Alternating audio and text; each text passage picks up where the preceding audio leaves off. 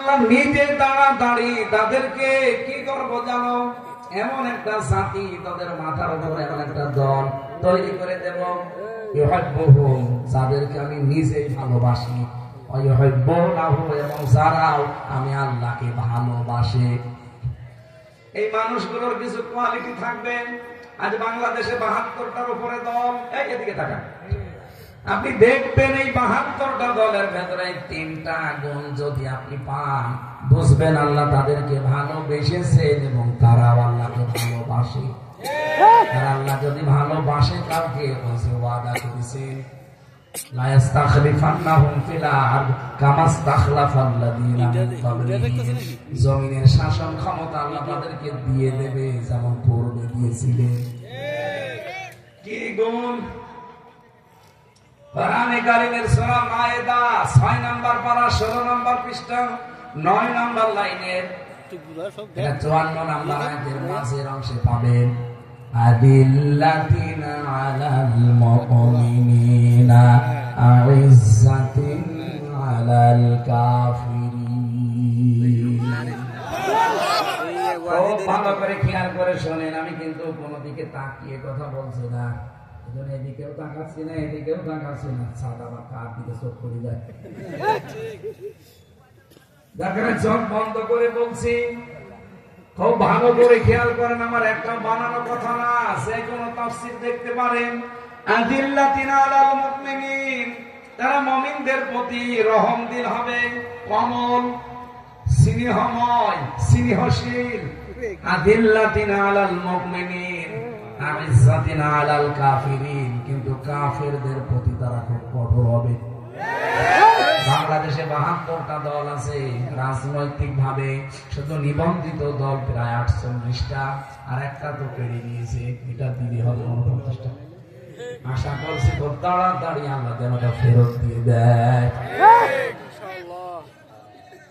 যত মানুষই কাজ করছে দেশের জন্য, দশের জন্য, বলে নেই যে ২টা গুণ বললাম আয়াত দিয়ে, কাদের ভেতরে ২টা পাওয়া যায়, যাদের ভেতরে পাওয়া যাবে বুঝবেন আল্লাহ তাদেরকে ভালোবাসে, তারা আল্লাহকে ভালোবাসে।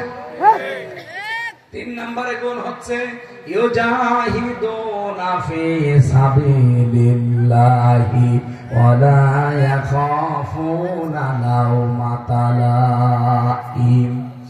তারা যুদ্ধ করবে, জিহাদ করবে, সংগ্রাম করবে, চেষ্টা করবে, প্রচেষ্টা চালাবে আল্লাহর রাস্তায়, আল্লাহর রাস্তায়, কিন্তু তারা ভয় করবে না কোন তিরস্কারকে।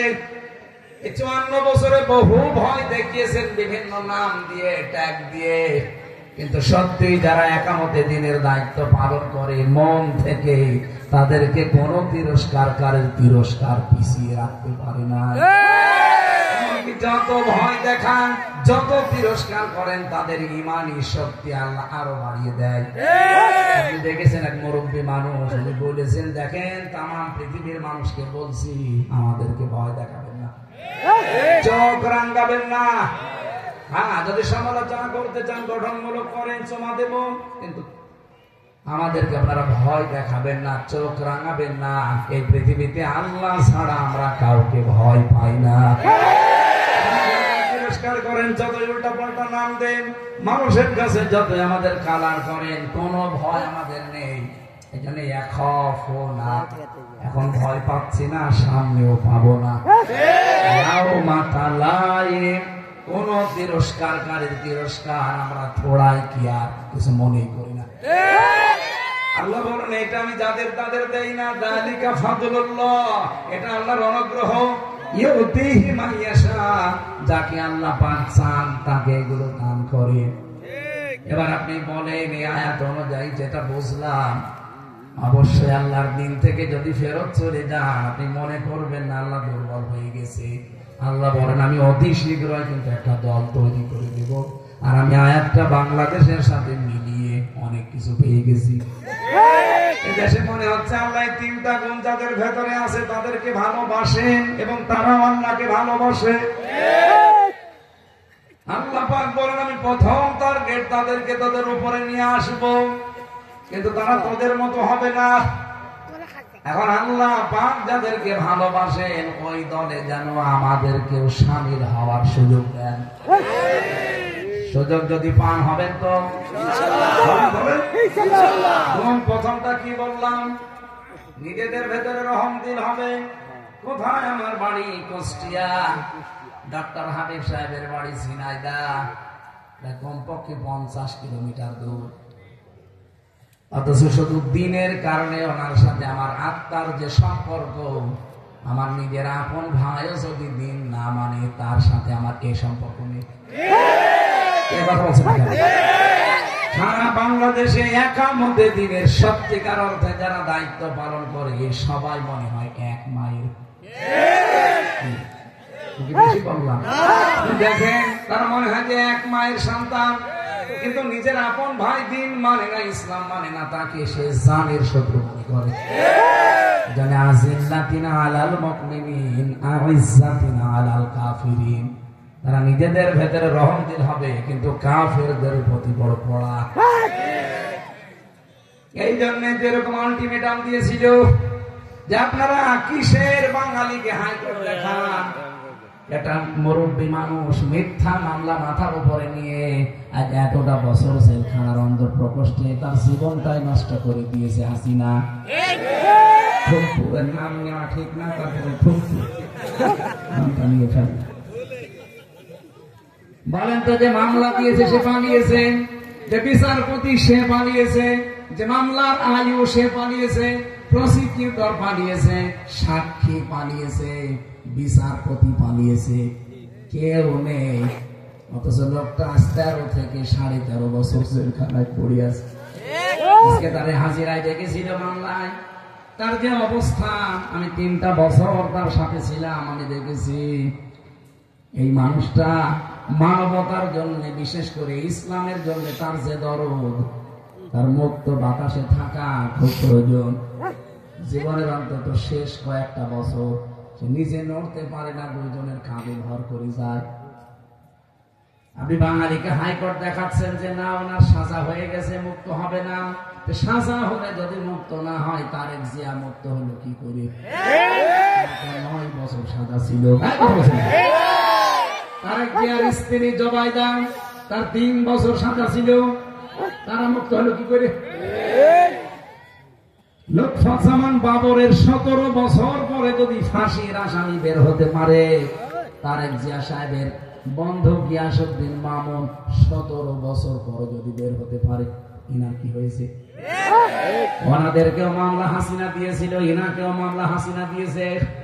ওনারা যদি সব একটা একটা করে বের হয়ে মুক্ত জীবনে থাকতে পারে, আজহারুল ইসলামকেও মুক্ত জীবনে কালকে দেওয়া লাগবে। আবার আমরা চাই সে যেন মুক্ত জীবনে আসে। চান দেখে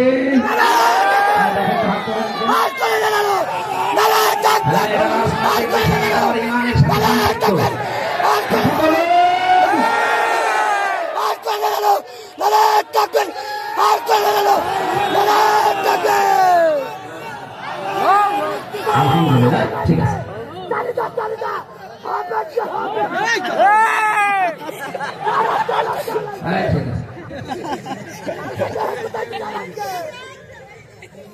ঝিনাইদহবাসী, আল্লাহর ওয়াদা ছিল যাদের ভেতরে ঈমান থাকবে আর যারা যোগ্য এবং সৎ হতে পারবে, এই মানুষগুলোর জন্য সামনে ক্ষমতার চেয়ার অপেক্ষা করছে। আল্লাহ নিজে বলতে পারে যে আমি বললে রাজনীতি হয় কোন কায়দায়, আর আমি তো অ্যাডভার্টাইজ করছি, আসল রাজনীতি করছে কে? আল্লাহ। ওনারা কিছু বলতে পারে, যত দোষ আমার নরম পেয়েছি। এই জন্য সালেহ শব্দটা অনেকে আমরা উল্টা পাল্টা বুঝি, মনে করি না বিশাল জব্বা গায়ে দিয়ে এরকম শুধু 24 ঘন্টা চোখ বন্ধ করে জিকির করবো, দুনিয়ার কোনো খেয়াল রাখবো না, হয়ে গেল। কে বলেছে আপনাকে? আপনাকে যোগ্যতা অর্জন করা লাগবে। মুসা আলাইহিস সালামের জামানায় তাদেরকে যদি আল্লাহ চেয়ারে বসাতে পারে, হাজার হাজার বছর পরে উম্মতি মুহাম্মদী আমাদেরকে আল্লাহ পারবে না? আল্লাহর ওয়াদা কখনো মিথ্যা হয় না, হবেও না ইনশাআল্লাহ। এই জন্য আমি যে কথাটা নিয়ে শুরু করেছিলাম, কোরআনে কারীম শুধুমাত্র মুসলমানদের জন্য না। আর মানুষকে আল্লাহ সম্মান দিয়েছেন শুধু মুসলমানদেরকে না, মানুষ যারা তাদেরই সম্মান আছে। অথচ দুঃখজনক হলো সত্য, 54 বছর মানুষ যারা তাদের সম্মান নিয়ে সবচাইতে বেশি সিনিমিনি খেলা হয়েছে। 15 বছর তো আরো বেশি। বলেন তো, সম্মানিত মানুষদেরকে সবচাইতে বেশি অসম্মান করা হয়েছে এই 15 বছর। এর আগেও হয়েছিল কম বেশি, কিন্তু এই 15 বছর আর সীমা ছাড়িয়ে গেছে। আলেমদের নামে যারা ধর্ষণ মামলা দেয়, মাওলানা মামুনুল হক, আল্লামা সাইদি, তার জীবনের শেষ মামলা ছিল ধর্ষণ মামলা। আর যে মেয়ে লোককে সাজিয়ে নিয়ে এসেছিল পিরোজপুর থেকে, অ্যাডভোকেট তাজুল ইসলাম জিজ্ঞাসা করছে, মেয়ে মাওলানা সাইদি ধর্ষণ করেছে তোমাকে? জি হ্যাঁ। তোমার জন্ম কত সালে? 1975 সালে। ধর্ষিতা হয়েছে কত সালে? 1971 সালে। অ্যাডভোকেট তাজুল ইসলাম ওই বিধি বলেছিল, মাননীয় আদালত পয়েন্ট একটু লিখে, জন্ম 75, ধর্ষিতা হয়েছে 71, ওটাকে রুহের জগতে। ওই দিনই তো মামলা ঢিসমিস হয়ে যাওয়ার কথা। কি করে?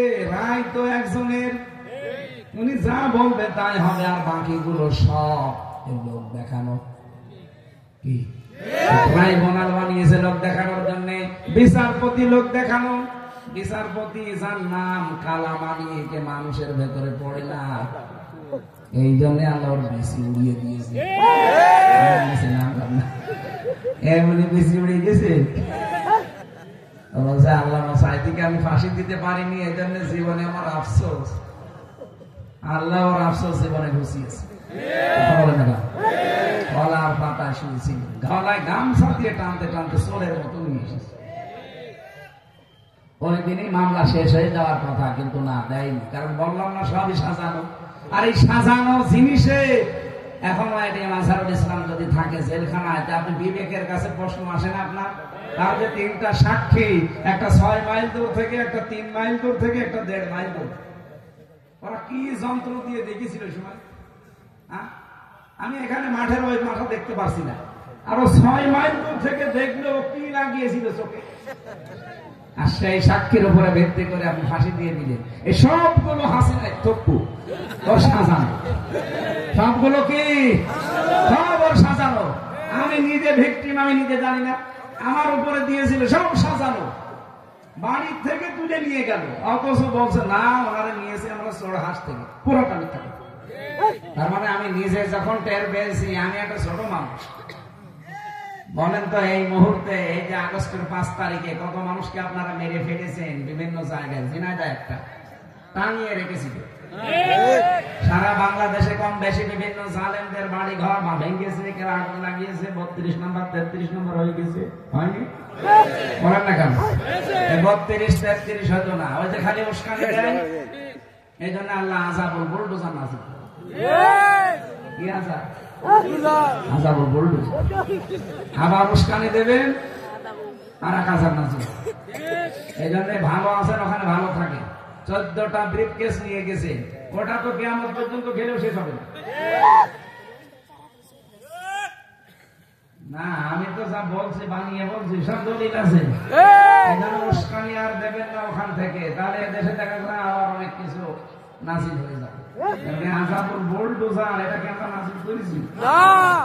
নাজিল হয়েছে। আযাবুল বুলডোজার দিয়ে বহু মানুষের বাড়ি ঘর 15.5 বছরে মাটির সাথে মিশিয়ে দিয়েছে অনেকে। এই যে সাতক্ষীরা, চাঁপাইনবাবগঞ্জ, চট্টগ্রাম, আপনি যে দেখেন বাড়ি ঘর গুলো মাটির সাথে একেবারে, মনে হচ্ছে এখানে কেউ বাসই করতো না।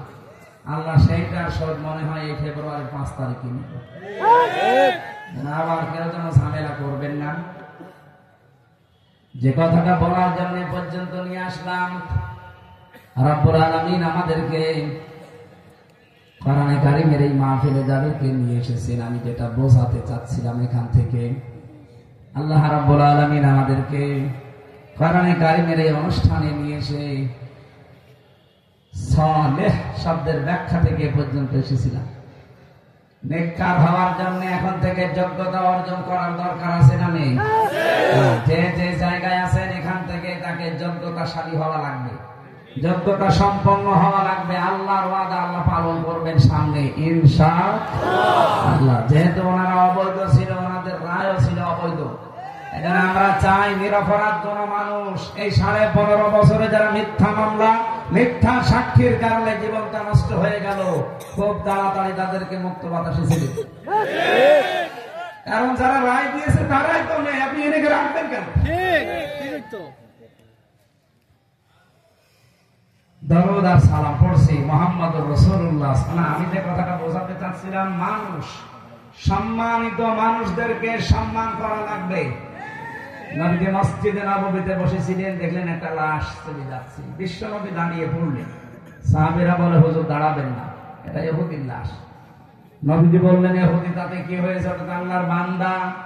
আমি তো দাঁড়িয়েছি আল্লাহর বান্দার সম্মানার্থে। সুবহানাল্লাহ বলতে পারেন না?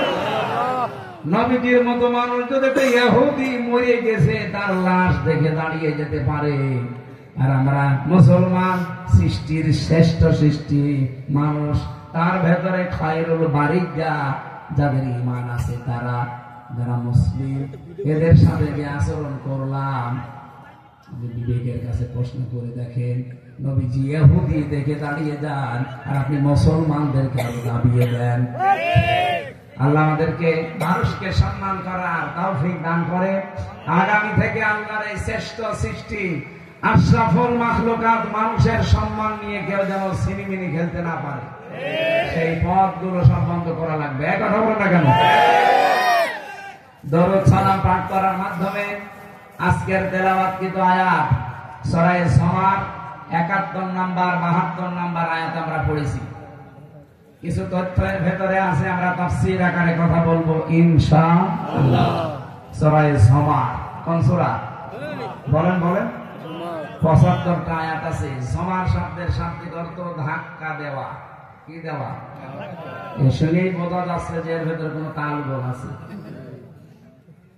আল্লাহ রাব্বুল আলামিন সূরা জুমারের 71 নাম্বার আয়াতে কাফের যারা কিয়ামতের ময়দানে মানুষগুলো যখন উঠবে, ফেরেশতাদেরকে বলবে এদেরকে ধাক্কা দিতে দিতে জাহান্নামের দিকে নিয়ে যাও। এখান থেকে কিছু প্রমাণ আমরা পেয়েছি। আমি বহু জায়গায় ঝিনাইদহ জেলাতে বলেছি যে জাহান্নাম আমরা অনেকে মনে করি 7টা, জাহান্নাম একটা, এর স্তর বা দরজা 7টা। যে যেই ধরনের দুনিয়ায় অপরাধ করবে আল্লাহ পাক তাকে ওই ধরনের জাহান্নামে স্থান দেবে। এই জন্য আমরা এমন এমন কাজ করতে চাই যেন জাহান্নামে না যাওয়া লাগে। কারণ এই যে 7টা জাহান্নামের জন্য আল্লাহ কাজ আলাদা আলাদা দিয়েছেন। এই 7টা জাহান্নামের দরজা যেগুলো আছে, যে যে ধরনের অপরাধ করবে আল্লাহ ওই স্তরে তাকে পৌঁছাবে। আজকের যে আলোচনা, প্রথম নাম হচ্ছে লাহা সাবাতু আবওয়াব লিকুল্লি বাবিন মিনহুম জুজউম মাকসুম। রব্বুল আলামিন বলেন, এটা সূরা হিজরের ভেতরে আছে 44 নম্বর আয়াতে। আল্লাহ বলেন জাহান্নামের দরজা 7টা। কয়টা? যে যে ধরনের অপরাধ করবে তার জন্য ওই অংশটা আল্লাহ রেখে দিয়েছেন। আপনি এখন দেখেন তো আপনি কোন অপরাধে আছেন আর আপনি কোন স্তরে যাচ্ছেন, কোন দরজা দিয়ে আল্লাহ আপনাকে প্রবেশ করাবে। এই যে পেছনে যে কলেজ, এখানে 1 থেকে খালি ইন্টার ডিগ্রি, এখানে 2টা ক্লাস পড়ানো হয়, অথচ ক্লাসরুম দেখেন কতগুলো আছে। ইন্টারে মনে হয় 2 বছর আছে, ডিগ্রিতে 3 বছর, অন্তত 5 বছর তো 5টা ক্লাসরুম আছে। কলেজ কয়টা? এখানে ক্লাসরুম। যে যে ক্লাসে পড়ে ও ওই দরজা দিয়ে প্রবেশ করে দিয়ে বসবে। আপনি পড়েন ক্লাসে, ইন্টারে ফার্স্ট ইয়ারে, ডিগ্রির একেবারে ফাইনাল ইয়ারে যে বসে আছেন, আপনি কিছু বুঝবেন না। স্যার লেকচার দেবে, আপনি আন্দাজে হা না করবেন, কিছু বুঝবেন না। কারণ ওই জায়গায় বসতে হলে এখন আপনাকে 5 বছর পড়া লাগবে। কথা বলে না কেন?